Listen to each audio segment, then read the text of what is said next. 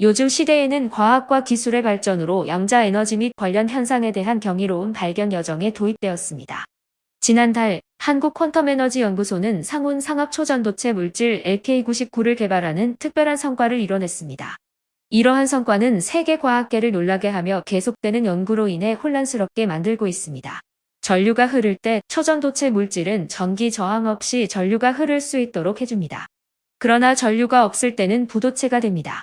이로써 전자, 재료 및 에너지 분야의 광범위한 응용 가능성이 열리게 되었습니다. 심지어 LK99가 성공적으로 개발되면 이는 한국의 국방 안보를 향상시킬 수 있으며 초전도체 물질이 무기 생산에 적용될 수 있습니다. 과거에는 초전도체의 존재를 설명하기 위해 몇 가지 이론이 제안되었지만 아직도 많은 한계가 있어 이 현상의 모든 측면을 설명하기에는 부족합니다. BCS 이론은 제시된 이론 중 하나입니다. 그러나 초전도성을 구체적으로 설명하는 것은 아직도 연구 중에 있습니다. 한국 퀀텀에너지 연구소가 LK99 초전도체에 대한 흥미로운 새로운 발견을 공개한 시점에서 이에 대한 의문을 가진 과학자들이 많았습니다. 한국 퀀텀에너지 연구소의 레시피에 따르면 해외 몇몇 연구실에서 LK99를 성공적으로 재현한 것으로 알려져 있습니다. 그러나 이 물질은 초전도체 현상 중 일부에만 반응합니다. 따라서 더 많은 연구가 필요합니다. 연구 과정에서 과학자들은 LK99 초전도체를 통해 전류를 흘려보내는 실험을 진행했습니다. 얻은 결과는 전류가 흐를 때 이 초전도체가 초전도성을 갖는 새로운 상태로 변환되며 마이스너 효과를 발생시키며 쿠퍼상 현상도 관찰되는 것을 보여주었습니다. 한국 퀀텀에너지 연구소의 과학자들은 LK99에 대한 연구 과정에서 얻은 결과가 초전도에 관한 BCS 이론과 잘 부합한다고 강조했습니다. 이는 새로운 발견이 물리학의 기본 원리와 긴밀히 연결되어 있으며 미래 연구를 위한 새로운 방향을 열어주고 있다는 것을 보여줍니다. 인도의 연구소에서 과학자들은 우연히 초전도체 현상을 새로운 관점에서 재평가하는 것이 놀랄만한 결과를 가져올 수 있음을 발견했습니다. 처음에 그들은 초전도체 물질 연구를 종료하고 결론을 도출한 것으로 생각했습니다. 그러나 이러한 변화는 이석배 박사와 그의 연구 그룹과의 소통으로부터 시작되었습니다. 인도의 과학자들과 이석배 박사 간의 대화에서 놀라운 일이 벌어졌습니다. 그의 간결한 몇 마디가 연구의 전향점을 완전히 바꾸게 되었습니다. 이로 인해 실험을 다시 시작하고 이 현상의 다양한 측면을 조사하게 되었습니다. 특히 인도 연구팀은 LK99에 대한 연구 중에 쿠퍼상 현상을 발견하게 되었습니다.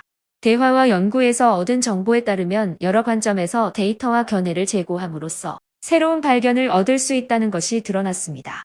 이전에도 과학자들은 실험과 연구를 수행했지만 그들과 인도 연구팀의 결합은 초전도체 물질의 특성에 대한 새로운 시각을 제시하게 되었습니다.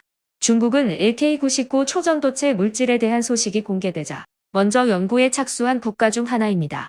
그러나 중국은 LK99 특허 등록 문제에 대해 논란이 있었습니다. 이 나라의 언론은 한국이 중국 과학자들의 이전 연구 자료를 참고했다고 주장했습니다. 언론에 공개된 정보에 따르면 2022년에 이석배, 김지훈 및 권영환은 LK99에 관한 특허를 취득했습니다.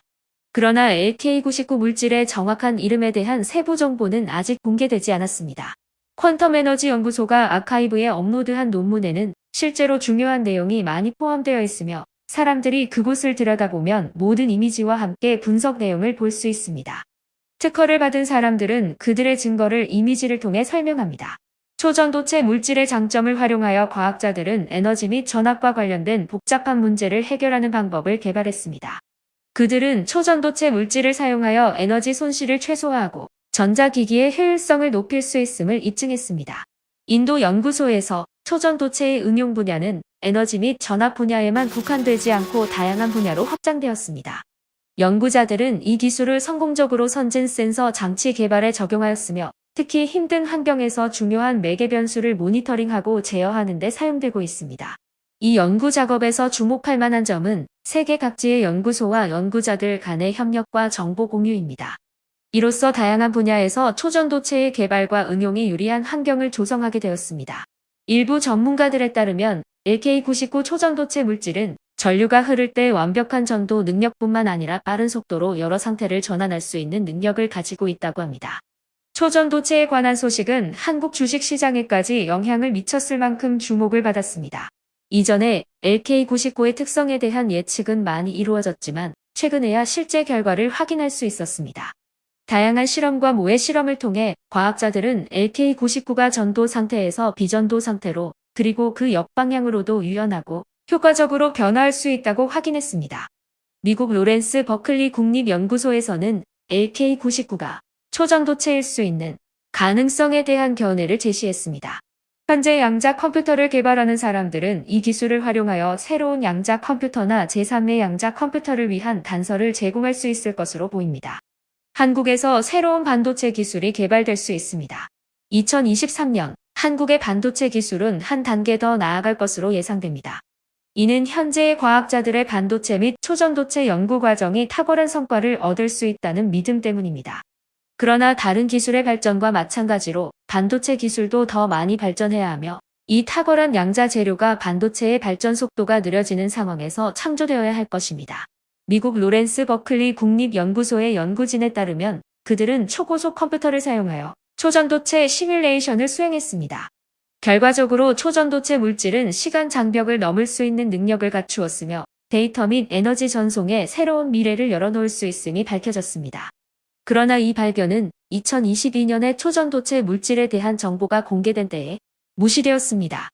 이 발견은 세계를 변화시킬 잠재력을 지니고 있음에도 불구하고 그 어느 때보다도 적은 관심을 받았습니다. 국제적인 시각으로 볼 때 인도의 과학자들도 LK99에 대한 연구에 참여했습니다. 특히 인도의 연구 그룹 중 한 그룹은 초전도체 물질의 특성을 성공적으로 변경하여 새로운 변종을 만들어냈습니다. 이는 이 물질의 실제 응용 분야에서 새로운 기회를 열어놓았습니다.